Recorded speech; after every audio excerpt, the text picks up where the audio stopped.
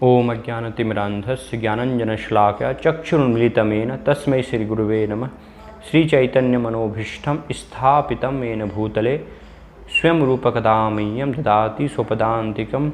वन्देऽहं श्रीगुरो श्रीयुतः पदकमलं श्रीगुरून् वैष्णवांश्च श्रीरूपं साग्रजातं सहगण रघुनाथान्वितं तं सजीवं साद्वैतं सावधूतं परिजनसहितं कृष्णचैतन्यदेवं श्री राधा कृष्ण पादान सहगन ललिता श्री विशाखान्वितांश्च। जय श्री कृष्ण चैतन्य प्रभु नित्यानंद श्री अद्वैत गदाधर श्रीवासादि गौर भक्तवृंद। हरे कृष्णा कृष्ण कृष्ण हरे हरे, हरे राम राम राम हरे हरे। नीलाचल निवासाय नित्याय परमात्मने बलभद्र सुभद्राभ्याम जगन्नाथाय ते नमः। मैं उन भगवान श्री जगन्नाथ को नमस्कार करता हूँ जो कि नीलाचल पर्वत पर वास करने वाले हैं। और कैसे वास करते हैं? अपने बड़े भाई बलराम जी के साथ और बहन सुभद्रा के साथ। तो ऐसे भगवान जगन्नाथ को मैं उनके धाम के सहित प्रणाम करता हूँ। भगवान का बहुत ही सुंदर जगन्नाथ पुरी धाम का वर्णन किया गया है, जहाँ पर कि भगवान हमेशा नित्य रूप से अपने भक्तों को दर्शन देने के लिए, भक्तों को आनंद देने के लिए वास करते हैं और अनेक उस धाम से अपनी अद्भुत लीलाएं करते हैं। तो शास्त्रों में भगवान के इस जगन्नाथपुरी धाम का वर्णन किया गया है। 4 अलग अलग दिशाओं में 4 धाम में से एक ये भगवान का धाम है। इन धामों के बारे में वर्णन किया गया है कि भगवान का जो बद्रीनाथ में धाम है, वहाँ पर भगवान तपस्या करते हैं या भगवान शयन करते हैं। उसके पश्चात भगवान का दूसरा धाम एक अलग दिशा में रामेश्वर, वहाँ पर भगवान स्नान करते हैं, ये वर्णन किया गया है। फिर भगवान अपना श्रृंगार या भगवान को राजसी वेश में राज्य करना है तो वो भगवान लीला द्वारिका धाम से करते हैं। और इस जगन्नाथपुरी धाम में जो कि प्रसिद्ध है विशेष रूप से भगवान जगन्नाथ की अहेतु की कृपा, उनके महाप्रसाद के रूप में, तो यहाँ पर वर्णन किया गया है कि भगवान जैसे बद्रीनाथ में तपस्या करते हैं, शयन करते हैं, रामेश्वर में स्नान करते हैं, द्वारिका में राज्य करते हैं और जगन्नाथपुरी में भगवान भोजन ग्रहण करते हैं। शास्त्रों में जगन्नाथपुरी के अलग अलग नामों का वर्णन किया गया है। इसको पुरी धाम भी कहा गया है। एक इसका नाम है पुरी धाम। पुरी अर्थात यहाँ पर कि भगवान नित्य रूप से वास करते हैं, उसको पुरी कहा गया है। या परम पुरुष यहाँ पर वास करते हैं तो उस ऐसे धाम को पुरी धाम कहा गया है। फिर दूसरा इसका नाम वर्णन किया गया है शंख क्षेत्र। पूरा जो उड़ीसा प्रांत है वो भगवान विष्णु के शंख चक्र गदा पद्म, इन 4 जो भगवान के आयुध हैं उनके नाम पर अलग अलग क्षेत्र है।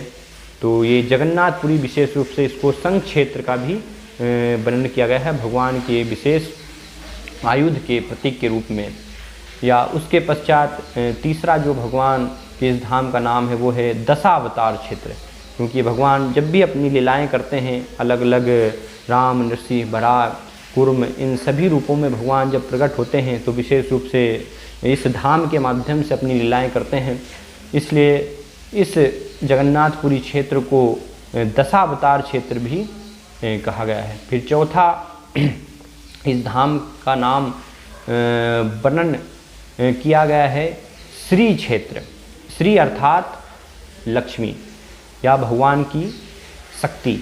तो ये भगवान की शक्ति लक्ष्मी देवी का क्षेत्र है, तो इसलिए उनकी क्षेत्र, उनका क्षेत्र होने के कारण इसको श्री क्षेत्र भी कहा गया है। या पांचवा इसका नाम बताया गया पुरुषोत्तम क्षेत्र। पुरुषोत्तम का अर्थ होता है पुरुषों में उत्तम। तो भगवान जगन्नाथ जो है वो सभी पुरुषों में उत्तम पुरुष है ना।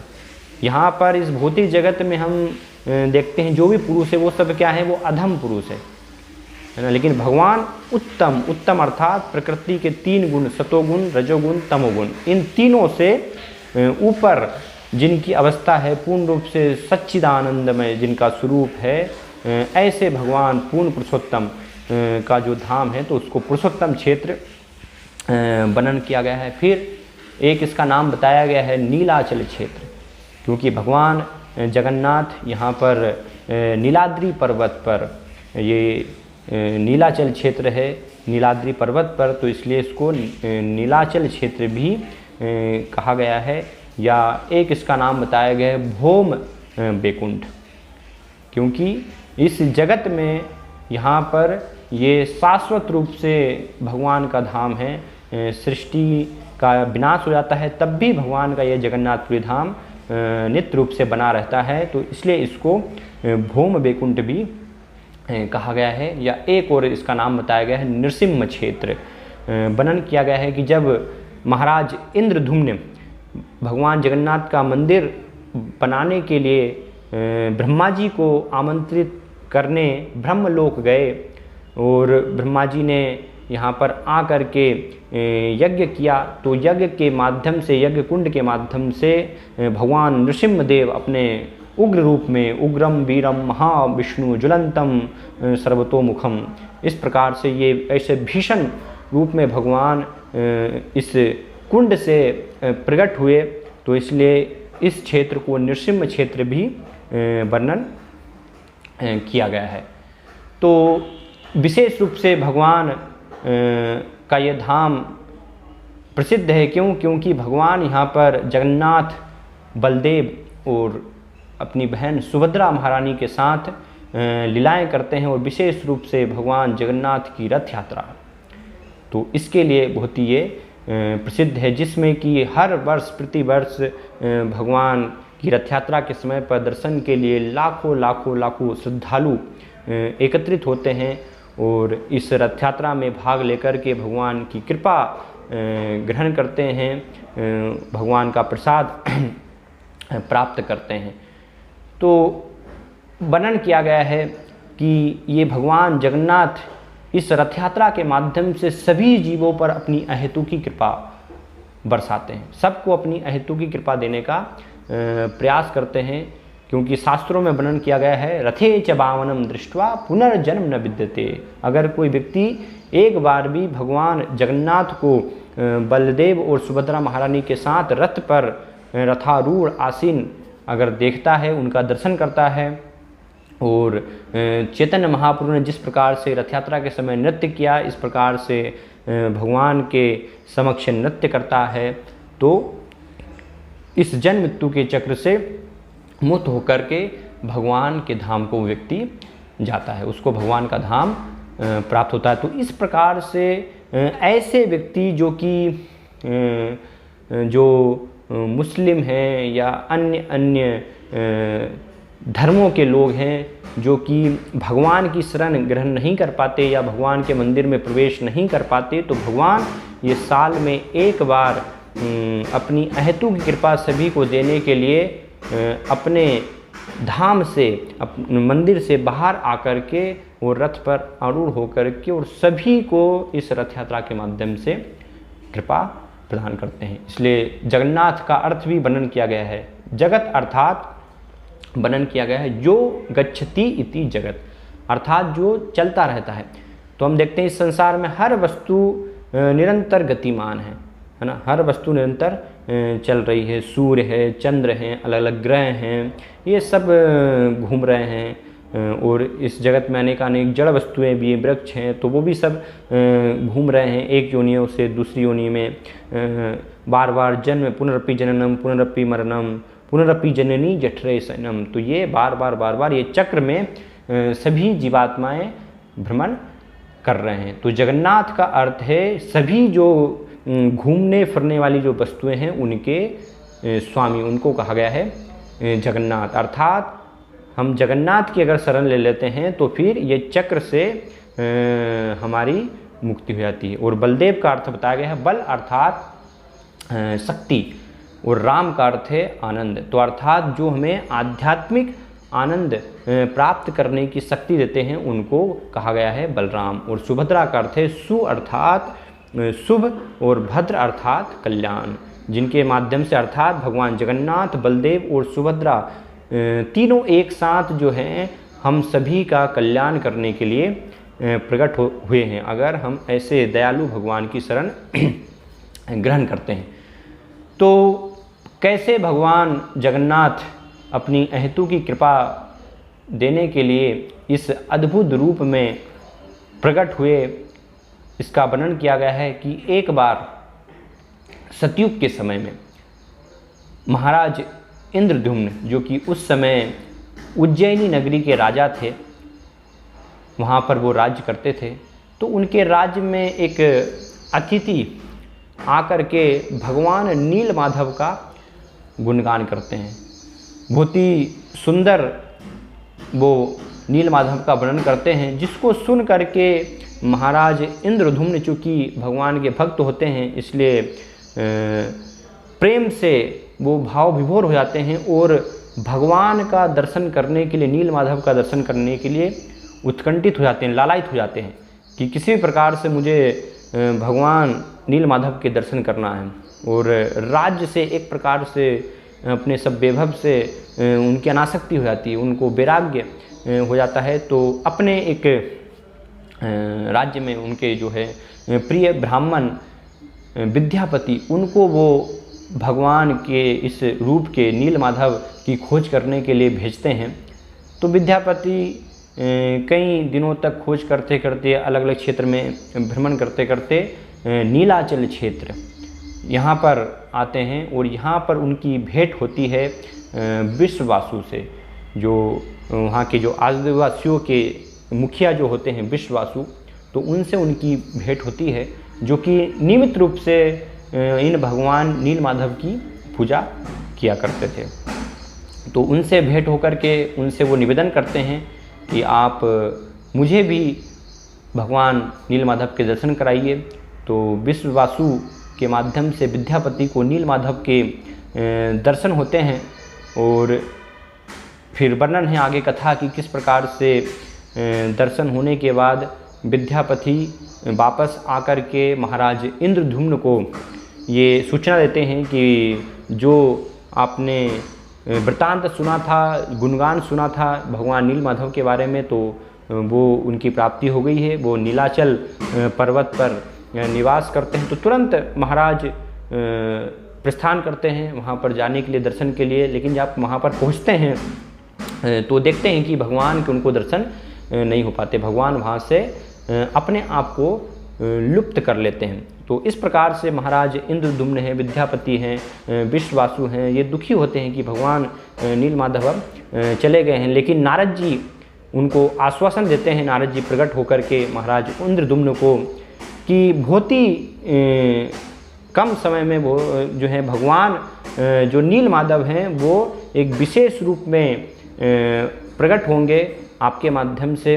तो आप उनके लिए जो है एक विशाल इस क्षेत्र में यहाँ पर मंदिर का निर्माण करने की व्यवस्था कीजिए और भगवान यहाँ पर प्रकट होंगे और आपकी सेवा जो है स्वीकार करेंगे। तो इस प्रकार से नारद जी के वचनों के माध्यम से महाराज इंद्रद्युम्न एक विशाल मंदिर का निर्माण करने की व्यवस्था प्रारंभ करते हैं। विद्यापति उनको वो आदेश देते हैं कि आप यहाँ पर एक विशाल मंदिर का निर्माण कीजिए। कुछ समय पश्चात फिर ऐसे एक दिन उनको सूचना प्राप्त होती है कि एक बहुत बड़ा एक लकड़ी जो है ऐसे समुद्र में तैरती हुई वहाँ पर आती है। तो महाराज इंद्रद्युम्न उसको लेकर के कई व्यक्तियों की सहायता से उसको लेकर के आते हैं और साथ में भविष्यवाणी भी होती है फिर कि बहुत ही जल्द यहाँ पर एक बढ़ई आएगा और ये लकड़ी के इस लट्ठे के माध्यम से इससे जो है भगवान के विग्रहों का निर्माण करेगा, जिससे कि इस मंदिर में इन विग्रहों को स्थापित किया जा सके। तो कुछ समय पश्चात वहाँ पर एक बढ़ई आते हैं और वो कहते हैं कि मैं जो है निर्माण करूँगा, लेकिन 21 दिन का मैं समय लूँगा और मैं जब निर्माण कर रहा हूँ वो शर्त रखते हैं कि मेरे कार्य में किसी भी प्रकार से कोई भी व्यक्ति विघ्न नहीं डालना चाहिए। अगर किसी ने भी विघ्न डालने का प्रयास किया तो मैं इस कार्य को छोड़ करके चला जाऊँगा। तो ऐसे वो निर्माण प्रारंभ होता है और निर्माण करते करते काफ़ी दिन बीत जाते हैं और एक समय फिर ऐसा होता है कि अंदर से कुछ निर्माण कार्य चल रहा है, ऐसी कुछ आवाज़ आना भी बंद हो जाती है। तो इससे जो राजा हैं महाराज इंद्रद्युम्न बहुत ही अधीर हो जाते हैं, बहुत ही बेचैन हो जाते हैं कि पता नहीं क्या अंदर कार्य चल रहा है नहीं चल रहा है। तो वो अधीर होकर के दरवाज़ा खोल करके और अंदर देखने का प्रयास करते। तो जैसे ही दरवाज़ा खुलते हैं जो बढ़ई हैं वो अपने वचन के अनुसार, अपनी शर्त के अनुसार उस स्थान को छोड़कर चले जाते हैं। तो चूँकि अभी 21 दिन उनके जो है पूरे नहीं हुए थे, इसलिए भगवान के जो विग्रह हैं वो आधे ही रूप में बन पाए थे, पूर्ण रूप से नहीं बन पाए थे।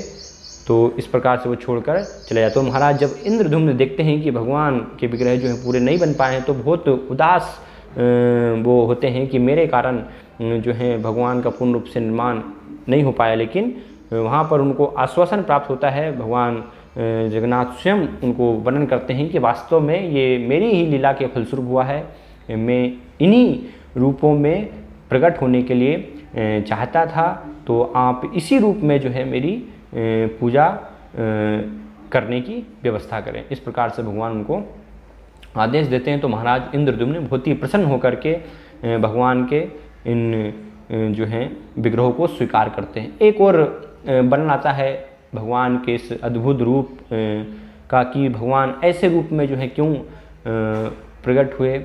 वास्तव में हर रूप जो है भगवान के शाश्वत रूप हैं, सभी भगवान के नित्य रूप हैं। एक बार देवर्षि नारद जी द्वारिका में जाते हैं और द्वारिका में जा कर के रुक्मणी, सत्यभामा आदि रानियों से चर्चा करते हैं, उनको थोड़ा उदास देख करके कि क्यों वो थोड़ा सा उदास हैं, थोड़ा खिन्न हैं। तो रुक्मणी, सत्यभामा आदि रानियाँ वर्णन करती हैं कि भगवान श्री कृष्ण हम इतना जो है उनको प्रसन्न करने का प्रयास सभी रानियाँ कर रही हैं, लेकिन हमारी तो उनको कोई चिंता ही नहीं है। भगवान निरंतर यहाँ पर हम देखते हैं कि सारी रात भर जो है हे राधे, हे ललिते, हे विशाखा, ये सब वर्णन करते हैं रहते हैं और इस प्रकार से सारा बिस्तर उनके अश्रुओं से गीला हो जाता है। कभी भी जो है उन्होंने हे रुक्मणी, हे सत्यभामा, हे कलंदी, ऐसा ये सब हम रानियों का नाम तो कभी भी उनके मुख पर नहीं आता है, लेकिन निरंतर वो राधा, गोपियाँ, इन सब नामों को वो पुकारते रहते। तो क्या वास्तव में कारण है कि हम सब रानियाँ इतनी सेवा उनकी करने का प्रयास कर रही हैं, लेकिन फिर भी भगवान श्री कृष्ण का हमारे प्रति कोई भी लगाव नहीं है। तो इस प्रकार से नारद जी सभी रानियों को लेकर के माता रोहिणी के पास जाते हैं और माता रोहिणी से फिर रुक्मणी जी, सत्यभामा से भी पूछती हैं कि भगवान की आप जो है वृंदावन की लीलाओं के बारे में वर्णन कीजिए, जहाँ पर कि भगवान 11 वर्षों तक रहे और उन्होंने जो है लीलाएं की, जिससे कि वो निरंतर हम देखते हैं कि राधा रानी, गोपियों का नाम वो पुकारते हैं, हमारा नाम तो कभी भी नहीं लेते। तो क्या इसका वास्तव में कारण है कि उनका इतना अत्यधिक लगाव, अत्यधिक प्रेम वृंदावन वासियों के प्रति है? तो माता रोहिणी वर्णन करती हैं उनको कि वास्तव में आपका जो प्रेम है वो क्या है, विभाजित है, वो बटा हुआ है ना। आपका जो प्रेम है वास्तव में बटा हुआ है। आपका प्रेम कैसे बटा हुआ है? आपका भगवान श्री कृष्ण के प्रति है, फिर आपके जो है पुत्र हैं तो उनके प्रति बटा हुआ 10 पुत्र और 1 पुत्री। तो इस प्रकार से आपका 12 भागों में प्रेम बटा हुआ है, जो सभी आप रानियां हैं। लेकिन जो गोपियां हैं वास्तव में गोपियों की ये महानता है कि उनका एकमात्र प्रेम केवल श्री कृष्ण के लिए है ना। पूर्ण उनका जो है श्री कृष्ण के प्रति समर्पण है। वो चाहे कोई भी अपने कार्य क्यों ना कर रही हों, हर स्थिति में केवल निरंतर जो है वो भगवान के बारे में ही चिंतन कर रही हैं, भगवान के बारे में ही विचार कर रही हैं। भगवान को सुख प्रदान करने के लिए ही उनका सारा प्रयास है। कृष्णार्थे अखिल चेष्टा, सारे जो उनके प्रयत्न हैं, प्रयास है, वो केवल कृष्ण के प्रति हैं। दूसरी तरफ और दूसरी दिशा में दूसरे किसी में भी उनका प्रेम विभाजित नहीं है, बटा हुआ नहीं है। गोपियाँ जो हैं कुछ भी अपने कार्य भी कर रही हैं, घरों के वो दही मत रही हैं तो निरंतर उनका ध्यान भगवान के लिए है। दही मत्ते मत्ते सब गोपियाँ जो हैं नित्य गुणगान कर रही हैं, गोविंद दामोदर माधवेती। अगर वो आटा पीस रही हैं तो उस समय उस स्थिति में भी भगवान का वो गुणगान कर रही हैं, गोविंद दामोदर माधवेती। सारे अपने घर के कार्य करते, सफाई करते हुए भगवान का नाम ले रही हैं, गोविंद दामोदर माधवेती। तो इस प्रकार से हर स्थिति में निरंतर वास्तव में जो है भगवान का ही वो चिंतन कर रही हैं, इसलिए उनका प्रेम जो है सर्वोच्च स्तर पर है, वो बटा हुआ नहीं। तो इसलिए भगवान उस प्रेम के वास्तव में ऋणी है ना। भगवान श्री कृष्ण जो हैं उस प्रेम के प्रति अपना आभार जो है वो कभी भी नहीं चुका सकते हैं, उसका ऋण कभी भी नहीं उतार सकते। तो इस प्रकार से इसलिए निरंतर जो है वो गोपियों का इस प्रकार से स्मरण करते रहते हैं। तो ये जब माता रोहिणी वृंदावन लीला का वर्णन करती हैं, इस प्रकार से गोपियों का गुणगान जब करती हैं, उनकी महानता का वर्णन करती हैं, तो सुभद्रा को दरवाजे पर खड़ा वो कर देती हैं, जिससे कि कृष्ण बलराम वहाँ पर नहीं आ पाए। क्योंकि अगर कृष्ण बलराम गोपियों के बारे में सुनेंगे तो उनसे जो है रहा नहीं जाएगा और वो पूर्ण रूप से प्रेम से जो है प्रभावित हो जाएंगे, आप्लावित हो जाएंगे।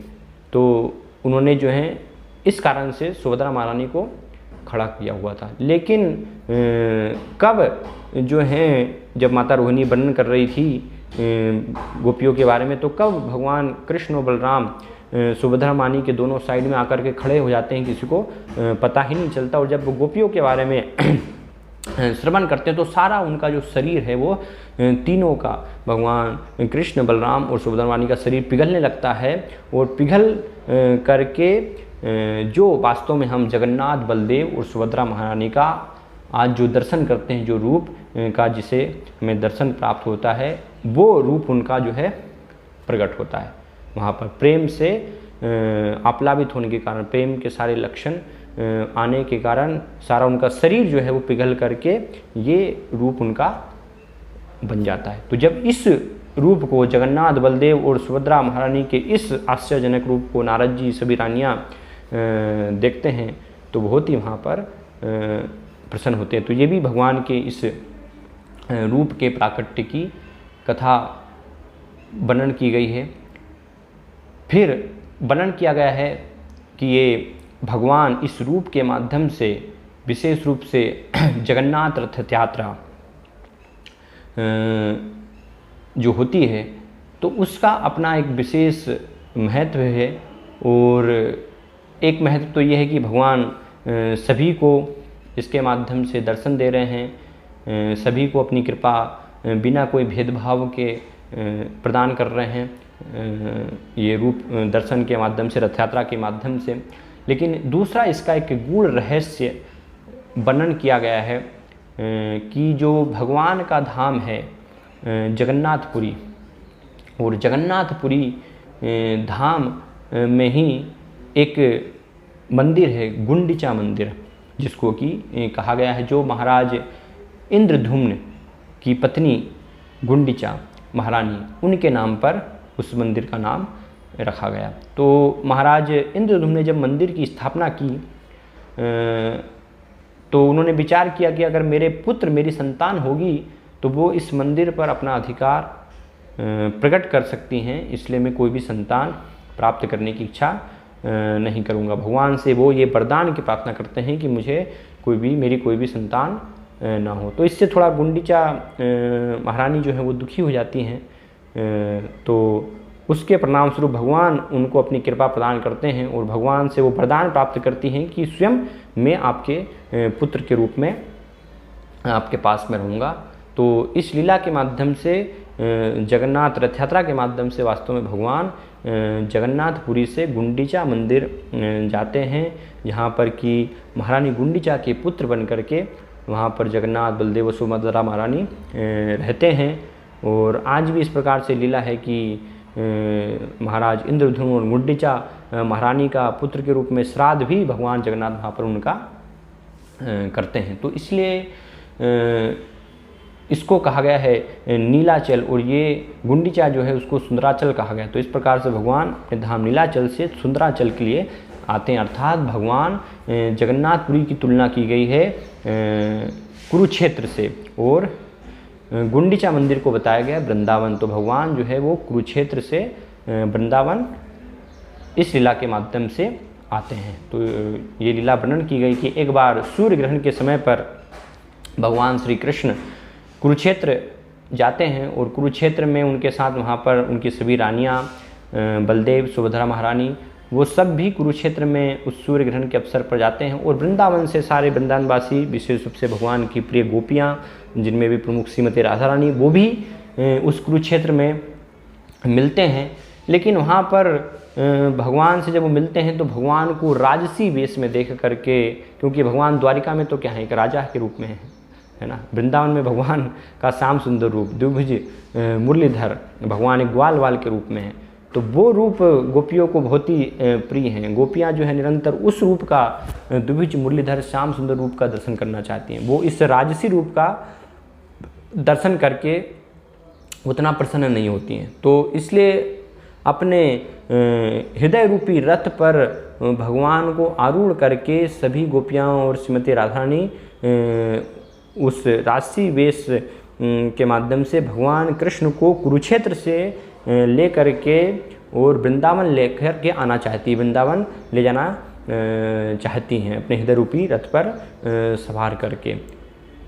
तो ये वास्तव में जो रथ यात्रा जो लीला है वो इस लीला को दर्शाता है कि भगवान अभी जगन्नाथपुरी से गुंडीचा मंदिर के लिए जो रथ यात्रा होती है उसका अर्थ है कि भगवान कुरुक्षेत्र से अभी वृंदावन जा रहे हैं। गोपियाँ जो हैं वो कुरुक्षेत्र से भगवान को वृंदावन ले जाने का प्रयास कर रही हैं।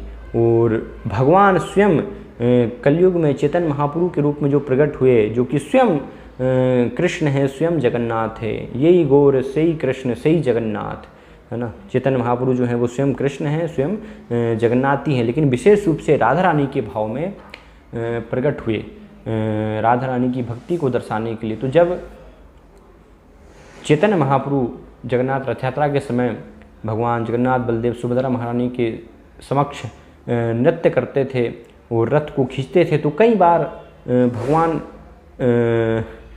चैतन्य महाप्रभु रथ यात्रा जब हो रही है तो रथ के पीछे, भगवान के पीछे जो है वो जा कर के खड़े हो जाते थे, ये दिखाने के लिए कि वास्तव में भगवान कृष्ण जो है वो वृंदावन वासियों को अभी भूल गए हैं, क्या उन्हें वास्तव में हमारा स्मरण है भी कि नहीं, क्योंकि चैतन्य महाप्रभु गोपियों के भाव को दर्शा रहे हैं। तो गोपियाँ इस प्रकार से वो जानना चाह रही हैं कि क्या कृष्ण वास्तव में अभी जब द्वारिका में हैं, इस राजसी भेष में इतनी सारी रानियाँ हैं, तो क्या हमें वो स्मरण करते भी हैं, हमारा उन्हें स्मरण है भी कि वास्तव में नहीं, या हमें पूर्ण रूप से वो भूल गए हैं। तो जैसे ही भगवान चैतन्य महाप्रभु रथ के जब पीछे चले जाते थे तो भगवान जगन्नाथ ये दिखाने के लिए कि वास्तव में वो गोपियों को अभी नहीं भूले हैं, और कभी भी वास्तव में गोपियों को वो नहीं भूल सकते हैं, जिनका कि वो निरंतर हर क्षण, ऐसा वास्तव में कभी कोई क्षण ही नहीं है कि जब वो गोपियों का स्मरण नहीं करते हैं, विशेष रूप से श्रीमती राधा रानी का, तो कभी भी इनको उनके लिए भूलना असंभव नहीं है। तो तुरंत ये दर्शाने के लिए कि वास्तव में उन्हें सारे वृंदावन वासियों का स्मरण है, रुक जाते हैं, है ना, उस स्थान पर रथ रुक जाता है। और कई बार तो ऐसा होता है कि रथ 2 दिन 3 दिन तक उसी स्थान पर रुका है, जब तक कि चैतन्य महाप्रभु पीछे से आगे वास्तव में नहीं आते। तो जब चैतन्य महाप्रभु आगे जब आते हैं तो फिर रथ जो है आगे चलने लगता है, भगवान फिर आगे बढ़ने लगते हैं। तो ये वास्तव में गूढ़ रहस्य इस जगन्नाथ रथ यात्रा का वर्णन किया गया है कि कैसे जगन्नाथ रथ यात्रा के माध्यम से वास्तव में भगवान जो कि वृंदावन छोड़ करके द्वारिका चले गए हैं, तो द्वारिका के माध्यम से, द्वारिका से गोपियों के द्वारा अब उनको वापस वृंदावन लाने का प्रयास किया जा रहा है। वापस भगवान जो है वो सभी वृंदावन वासियों को दर्शन देने के लिए, उनके साथ लीलाएं करने के लिए कुरुक्षेत्र से वृंदावन आ रहे हैं। इसलिए जगन्नाथपुरी जो है वो कुरुक्षेत्र का प्रतीक माना जाता है, और जो गुंडीचा मंदिर है वो वृंदावन का प्रतीक है, जिसके माध्यम से, ये रथ यात्रा के माध्यम से भगवान जगन्नाथपुरी से गुंडीचा मंदिर अर्थात कुरुक्षेत्र से भगवान वृंदावन की यात्रा कर रहे हैं, और वृंदावन फिर वहाँ रुकते हैं, और वहाँ रुक करके फिर दोबारा से भगवान जो है फिर जगन्नाथपुरी आते हैं। तो इस प्रकार से हर साल प्रति वर्ष भगवान ये जगन्नाथ रथ यात्रा के माध्यम से गूढ़ अपनी ये रहस्यमयी लीलाएं करते हैं। और भी अनेक भगवान की वास्तव में अद्भुत रहस्यमयी लीलाओं का वर्णन किया गया है, जिसमें से एक भगवान जगन्नाथ की रहस्यमयी लीला है कि कुछ समय लगभग जो है 500-600 वर्ष पहले ही जगन्नाथपुरी के उस राज्य के जो राजा थे पुरुषोत्तम देव, तो पुरुषोत्तम देव का विवाह होता है कांची की राजकुमारी के साथ, कांचीपुरी की राजकुमारी के साथ। लेकिन एक बार जगन्नाथ रथ यात्रा के समय जब पुरुषोत्तम देव भगवान जगन्नाथ के समक्ष सोने की झाड़ू से सफाई कर रहे थे रास्ते को, तो ये कार्य तो एक साधारण हम देखते हैं कि वास्तव में एक शूद्र का कार्य होता है, एक जमींदार का कार्य होता है, एक राजा का वास्तव में इस प्रकार से कार्य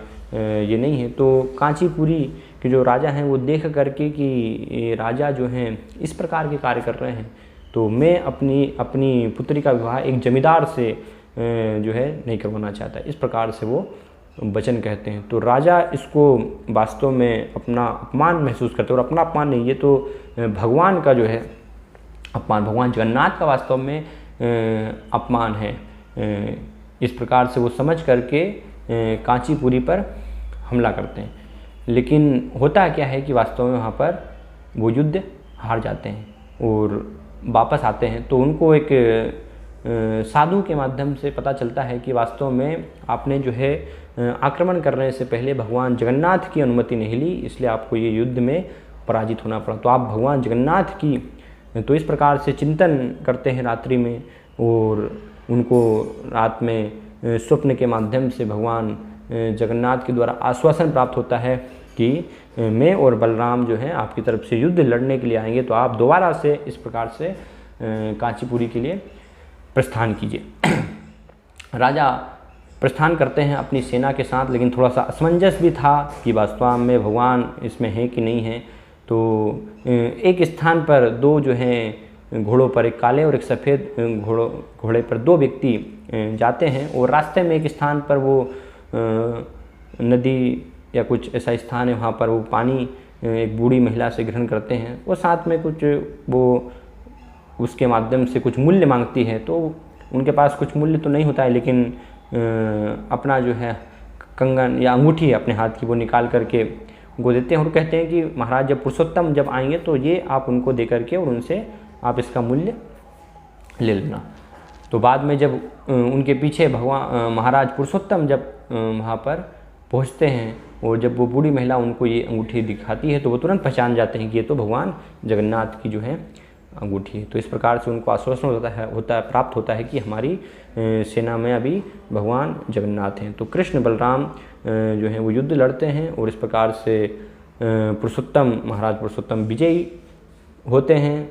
और जो कांचीपुरी की राजकुमारी है तो उनको लेकर के वो वापस अपने राज्य में आते हैं, और अपने मंत्री को राजकुमारी को सौंप करके कहते हैं कि इनका जो है विवाह जमींदार से करवा दो, क्योंकि इस प्रकार से इन्होंने जो है अपमान किया था, इसलिए अब इनका विवाह एक जमींदार से ही जो है होना चाहिए। तो बहुत जो मंत्री थे वास्तव में क्या है वो होती चतुर थे, बुद्धिमान थे, तो इसलिए वो 1 साल तक प्रतीक्षा करते हैं जगन्नाथ भगवान की रथ यात्रा उत्सव होने का।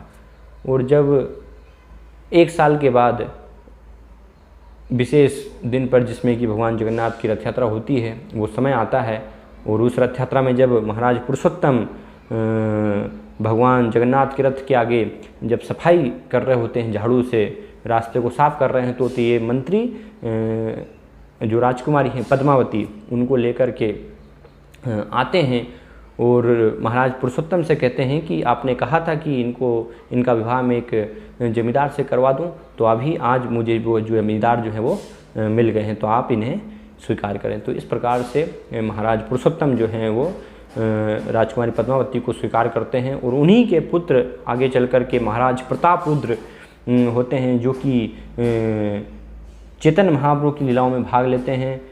चैतन्य महाप्रभु से विशेष जिनको जो है महाराज प्रतापरुद्र को कृपा प्राप्त होती है, हम देखते हैं चैतन्य महाप्रभु ने चैतन्य चेतामृत में कृष्णदास कविराज गोस्वामी वर्णन करते हैं कि किस प्रकार से उन पर कृपा की, जिसके फलस्वरूप प्रत्यक्ष रूप से वो चैतन्य महाप्रभु की सेवा अपने स्वयं हाथों से महाराज प्रतापरुद्र जो महाराज पुरुषोत्तम के पुत्र थे वो कर पाए। तो इस प्रकार से भगवान जगन्नाथ की ये एक अद्भुत लीला हमें शास्त्रों में वर्णित मिलती है। एक और लीला का वर्णन किया गया है कि एक बार भगवान जगन्नाथ एक मालिन दूरस्थ स्थान पर बहुत ही सुंदर जयदेव गोस्वामी द्वारा रचित गीत गोविंद का गुणगान वो कर रही थी, तो उसको सुनने के लिए गीत गोविंद जो हैं वो प्रार्थना सुनने के लिए जगन्नाथ इतने लालायित हो जाते हैं कि कटीली जो है झाड़ियों से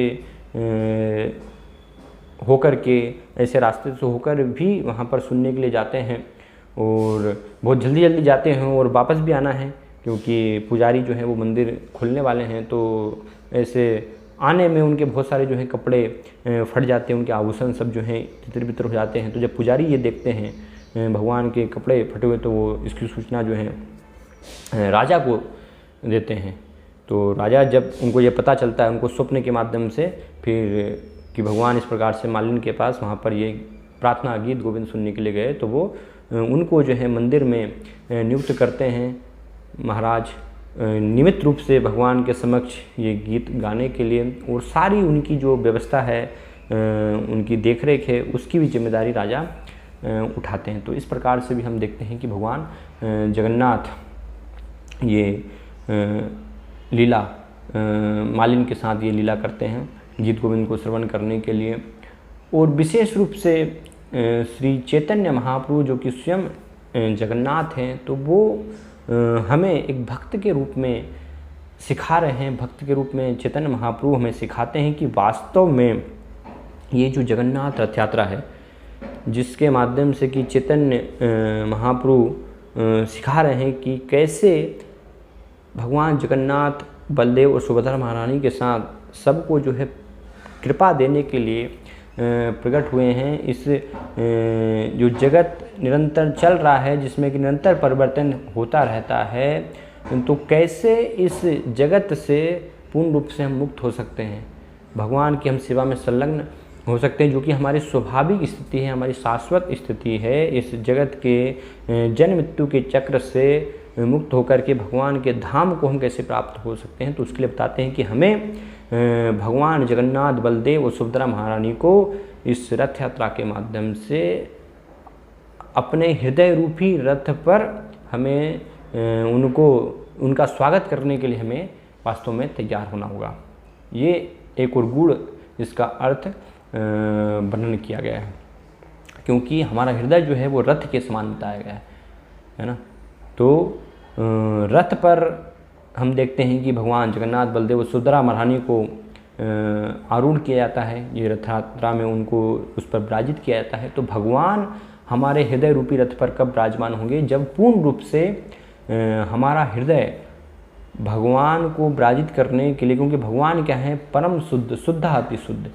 तो जब हमारा हृदय पूर्ण रूप से स्वच्छ होगा, शुद्ध होगा, एक दर्पण की तरह साफ होगा, तब वास्तव में भगवान हमारे उस हृदय रूपी रथ पर वहाँ पर आरूढ़ हो पाएंगे, उस पर विराजमान हो पाएंगे। तो चैतन्य महाप्रभु एक भक्त के रूप में हमें सिखाते हैं कि कैसे भगवान जगन्नाथ का बलदेव और सुभद्रा महारानी के साथ अपने हृदय रूपी रथ पर स्वागत करने के लिए पहले हमें हृदय की सफाई करनी चाहिए। है ना, हृदय को हमारे स्वच्छ करना चाहिए। तो इसलिए प्रतिवर्ष जब चैतन्य महाप्रभु जगन्नाथपुरी में अपनी लीलाएं कर रहे थे तो प्रतिवर्ष अपने सभी पार्षदों को लेकर के, भक्तों को लेकर के हर साल वो गुंडीचा मंदिर की सफाई करते थे। जब जगन्नाथ रथ यात्रा का उत्सव होने वाला है तो उससे पहले पूर्ण रूप से, क्योंकि भगवान अभी जगन्नाथपुरी से गुंडीचा मंदिर यहाँ पर आने वाले हैं, तो भगवान जब आने वाले हैं तो पूर्ण रूप से मंदिर जो है वो साफ होना चाहिए ताकि भगवान उसमें प्रवेश कर सकें। तो इसी प्रकार से हमारे हृदय को भी हमें स्वच्छ करने की आवश्यकता है। तो चैतन्य महाप्रभु बताते हैं कि कैसे हमें हृदय को साफ करना चाहिए इस गुंडीचा मंदिर लीला के माध्यम से, जिसमें कि उन्होंने जो है पहले सारे मंदिर में झाड़ू के माध्यम से जो भी मंदिर में अलग अलग जाले थे, सारा जो है कचरा था उसको बाहर निकालते हैं, फिर दोबारा से जो है बारीकी से उसकी सफाई करते हैं, जिसमें कि रेत के कण हैं, बालू के कण हैं, तो वो सब भी चीज़ें निकालते हैं और फिर उसके बाद स्वच्छ पानी से धोने का पूरे मंदिर को जो है एक एक स्थान को अच्छे से स्वयं अपने वस्त्र से, चैतन्य महाप्रभु उत्तरी वस्त्र से भगवान जगन्नाथ के सिंहासन और हर एक स्थान को इस प्रकार से भक्तों के साथ मिलकर के साफ करते हैं। तो चैतन्य महाप्रभु इसके माध्यम से हमें सिखा रहे हैं, दिखा रहे हैं कि हमें भी हमारे हृदय में जो अनर्थ हैं, काम, क्रोध, लोभ, मोह, मद, मात्सर्य, ये सब अनर्थों को दूर हटाने की आवश्यकता है, पूर्ण रूप से साफ करने की आवश्यकता। और साथ में बहुत सारे जो हैं सूक्ष्म अनर्थ भी होते हैं हमारे हृदय में, पूजा लाभ प्रतिष्ठा की इच्छा, है ना, स्वयं का सम्मान प्राप्त करने की भावना, इच्छा, या और भी अलग अलग असत तृष्णा, कूटिनाटी, जीव हिंसा, ये सब चीज़ें जो हैं बताई गई। तो ऐसी बहुत सारी सूक्ष्म जो हैं कृष्ण को संतुष्ट करने के अलावा भी हमारी इच्छाएं हो सकती है। तो चैतन्य महापुरुष सिखाना चाहते हैं कि हर प्रकार के ये सब जो हैं सारी इन अन्य जो इच्छाएं हैं उनको हटा करके, उनको पूर्ण रूप से उनसे निकल करके हमें हमारे हृदय को स्वच्छ करना। किस प्रकार स्वच्छ, जिससे कि भगवान हमारे हृदय में स्थापित हो सके। और वो कैसे स्थापित होंगे? शुद्ध भक्ति के माध्यम से, है ना, जिसकी कि रूप गोस्वामी परिभाषा देते हैं, अन्याभिलाषिता शून्यम ज्ञान कर्मादि अनावृतम अनुकूल्येन कृष्णा अनुशीलनम भक्तिरुत्तमा। कि जब ये हमारी स्थिति प्राप्त होगी, इस अवस्था पर जब हम आएंगे कि एकमात्र कृष्ण को ही संतुष्ट करने की इच्छा है, इसके अलावा अन्य अभिलाषिता शून्यम, हमारी दूसरी कोई भी इच्छा नहीं है, ज्ञान कर्मादि अनावृतम, और वो सकाम कर्म ज्ञान इन सब से भी आवृत नहीं, पूर्ण रूप से भगवान को प्रसन्न करने की शुद्ध इच्छा है, जिसमें स्वयं के सम्मान की भी, पूजला प्रतिष्ठा की भी, दूसरे किसी प्रकार की कोई भी जो है अनर्थ नहीं है, केवल अनन्य जो है कृष्ण को ही प्रसन्न करने की इच्छा है। तो ऐसे जब हम अपने हृदय को स्वच्छ कर पाएंगे इस भक्ति की विधि के माध्यम से, तब वास्तव में भगवान जगन्नाथ बलदेव सुभद्रा महारानी हमारे हृदय रूपी रथ पर आरूढ़ होंगे। तो ये वास्तव में इस रथ यात्रा का महत्व है कि कैसे भगवान जगन्नाथ को बलदेव सुभद्रा महारानी के साथ हम हमारे हृदय रूपी रथ पर उनको विराजित कर पाएँ।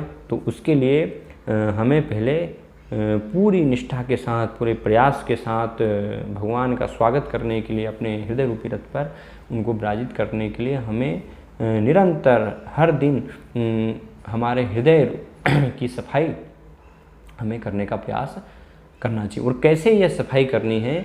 तो चैतन्य महाप्रभु की ही परंपरा में चैतन्य महाप्रभु ने जो ये विधि दी है, हरिनाम संकीर्तन कृष्ण भावनामत आनंदोलन शिल प्रपात, उसी परंपरा में एक महान आचार्य चैतन्य महाप्रभु के महान पार्षद, वो हमें ये विधि प्रदान करते हैं कि कैसे इस सरल कृष्ण भावनामत विधि का पालन करके पूर्ण रूप से हम अपने हृदय को स्वच्छ कर सकते हैं।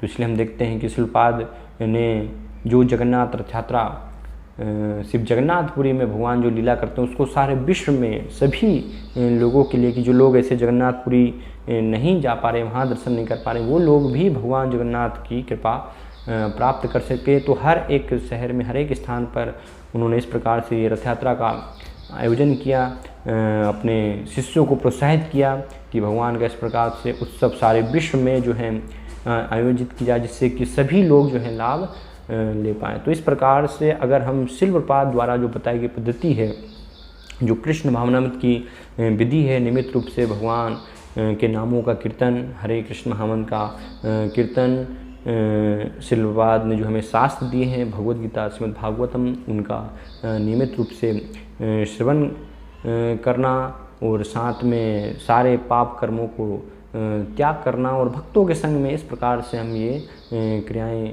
करेंगे तो पूर्ण रूप से धीरे धीरे जो है चेतो दर्पण मार्जनम, हमारे हृदय का मार्जन होगा। धीरे धीरे हमारा हृदय पूर्ण रूप से, जिसमें कि अभी गंदगी है, अभी धूल जमी हुई है, जन्मों जन्मों की अनर्थ जमे हुए हैं, वो सब जो हैं हट जाएंगे और हमारा हृदय पूर्ण रूप से एक दर्पण की तरह स्वच्छ हो जाएगा, जिसमें कि हम अपने पूर्ण रूप से सुंदर मुख को देख सकते हैं। ऐसा जब हमारा हृदय पूर्ण रूप से स्वच्छ हो जाएगा तो फिर भगवान जगन्नाथ, बलदेव, सुभद्रा उस हृदय रूपी रथ पर वहाँ पर विराजित होने के लिए आएंगे। लेकिन जब तक हमारा हृदय अशुद्ध है, एक अगर बालू का कण भी है, एक रेत का कण भी है, चेतन महाप्रभु में सिखाते हैं, तो तब तक थोड़ी सी भी अगर धूल है तो वहाँ पर भगवान नहीं आएंगे। तो इसलिए हमें इस विधि को पालन करके पूर्ण रूप से शुद्ध करना है, जिससे कि हम अपने हृदय में आसीन करने के लिए भगवान को, जगन्नाथ को आमंत्रित कर पाएँ। और एक बार जब भगवान जगन्नाथ, जो कि जगत के नाथ हैं, इस पर आसीन हो जाएंगे, यहाँ पर हमारे हृदय रूपी रथ पर आ जाएंगे, तो पूर्ण रूप से हमारा जीवन सफल हो जाएगा। ये मनुष्य जीवन हमारा जो है वो धन्य हो जाएगा, इसका अंतिम लक्ष्य जो है वो हमें प्राप्त हो जाएगा। तो इस प्रकार से भगवान ये जगन्नाथ लीला का महत्व बताया गया है। और साथ में भगवान जगन्नाथ की जो सबसे महत्वपूर्ण जो कृपा है वो है उनका प्रसाद।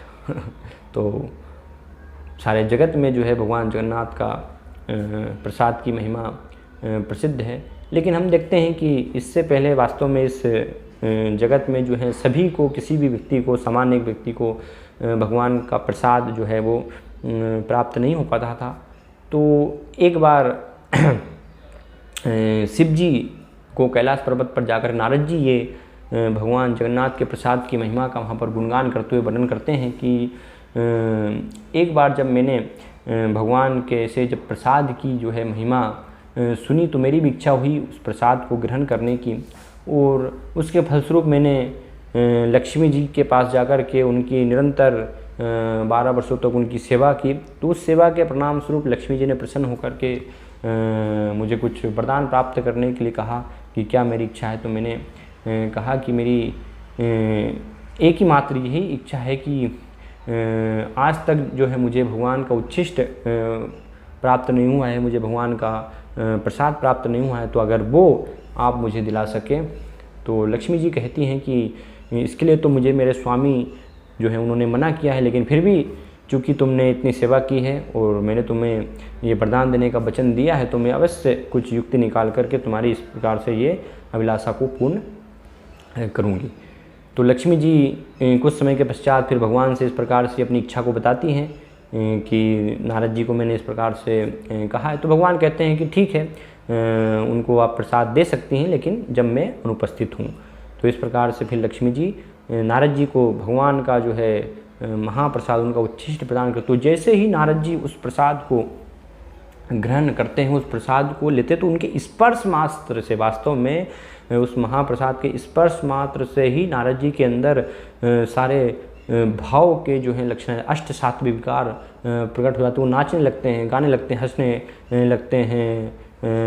हसत थी रोदती रोती गाय, तुम उन्मादव नृत्य ती लोक भाइये। और किसी की कोई परवाह नहीं करते, पूरा मदमस्त होकर के इस प्रकार से नृत्य करते हुए करते और वो यहाँ पर जो कैलाश पर्वत पर शिव जी को वर्णन कर रहे हैं, तो वहाँ पर आते हैं, इस प्रकार से ये वर्णन करते हैं कि ऐसा जो है ये महाप्रसाद। तो शिव जी थोड़ा सा जो है दुखी होते हैं कि इतना अद्भुत जो है महाप्रसाद आपको प्राप्त हुआ, कृपा आपको प्राप्त हुई, और थोड़ा सा भी जो है आपने मेरे बारे में चिंता नहीं की, तो नारद जी को ध्यान आता है कि नहीं, अभी भी मेरे पास थोड़ा सा बचा हुआ है, तो वो थोड़ा शिव जी को देते हैं। तो शिव जी उसको जब प्राप्त करते हैं तो शिव जी के अंदर भी सारे जो हैं वो लक्षण प्रकट हो जाते हैं। वो तुरंत शिव जी नृत्य करने लगते, नाचने लगते, तो जिससे धरती देवी जो है वो हिलने लगती है ना, उनमें कंपन होने लगता है। तो इस प्रकार से ऐसी स्थिति हो जाती है कि अब बस प्रलय यहाँ पर आने वाला है। तो धरती देवी पार्वती जी के पास जाती हैं, उनसे निवेदन करती हैं कि आप जो है शिव जी का नृत्य बंद करवाइए, नहीं तो क्या हो जाएगा, विनाश इस संसार का हो जाएगा। तो इस प्रकार से पार्वती जी जाती हैं शिव जी के पास, उनसे कहती हैं कि अचानक से आपको जो है क्या हो गया कि अचानक से इस प्रकार से आप नृत्य कर रहे हैं, और वहाँ पर उनको जो है रोकती हैं। और पता चलता है पार्वती जी को कि इस प्रकार से भगवान का जो है महाप्रसाद उनको प्राप्त हुआ है। तो पार्वती जी कहती कि आप तो जो है मुझे अपनी अर्धांगिनी समझते थे, लेकिन आपने जो है मेरे लिए कुछ भी इस प्रकार से विचार नहीं किया कि मुझे भी भगवान का ये प्रसाद प्राप्त हो पाए। तो शिव जी कहते हैं कि अभी आप जो है उसके लिए वास्तव में योग्य नहीं है। तो जैसे ही ऐसा पार्वती सुनती हैं तो थोड़ा सा उनको जो है दुख लगता है, और तुरंत वो प्रतिज्ञा करते हैं कि अब मैं ही नहीं, वास्तव में सारा जगत जो है वो वास्तव में भगवान जगन्नाथ का प्रसाद ग्रहण करेगा। हर एक व्यक्ति को भी वास्तव में ये भगवान जगन्नाथ का प्रसाद प्राप्त हो पाएगा, क्योंकि मेरा भी एक नाम वैष्णवी है। तो जैसे ही पार्वती जी इस प्रकार से जब प्रतिज्ञा करते हैं तो तुरंत भगवान विष्णु पार्वती जी के ये वचन को सिद्ध करने के लिए प्रकट होते हैं। उनको कहते हैं कि हाँ, मैं भगवान जगन्नाथ के रूप में जो है अपने धाम जगन्नाथपुरी में प्रकट होऊंगा, और वहाँ पर बलदेव सुभद्रा उनके साथ में लीलाएँ करूँगा। तो सबको वास्तव में मेरा जो है ये महाप्रसाद सबको वास्तव में प्राप्त होगा, और इस प्रसाद के माध्यम से सभी को मेरी कृपा मिलेगी। तो ऐसे हम देखते हैं कि ये जगन्नाथ भगवान के महाप्रसाद की भी महिमा बताई गई। इसलिए आज भी ये पद्धति है, ये रीति है कि भगवान जगन्नाथ को जो दिन में कई बार 56 भोग लगते हैं, वो भगवान को भोग लगने के बाद जो है जगन्नाथपुरी में ही मंदिर है बिमला देवी का, जो कि स्वयं पार्वती जी हैं। तो उसके पश्चात उनको वो अर्पण किया जाता है। पहले जो है पार्वती जी उसको बिमला देवी वो ग्रहण करती हैं भगवान के प्रसाद को, उसके पश्चात फिर सारे जगत में सभी को वो वितरित किया जाता है। तो इस प्रकार से ये भगवान जगन्नाथ की महिमा, उनके धाम की महिमा, और भगवान जगन्नाथ जो रथ यात्रा होती है, तो ये भगवान जगन्नाथ की रथ यात्रा की महिमा का वर्णन किया गया है कि किस प्रकार से हम जो है इसके माध्यम से अपने हृदय को स्वच्छ बनाएं, भगवान जगन्नाथ बलदेव सुभद्रा महारानी को अपने हृदय रूपी रथ पर उनको आमंत्रित करें। हरे कृष्णा। भगवान जगन्नाथ बलदेव सुभद्रा महारानी की जय। जगन्नाथ रथ यात्रा महामहोत्सव की जय। श्रील प्रभुपाद की जय।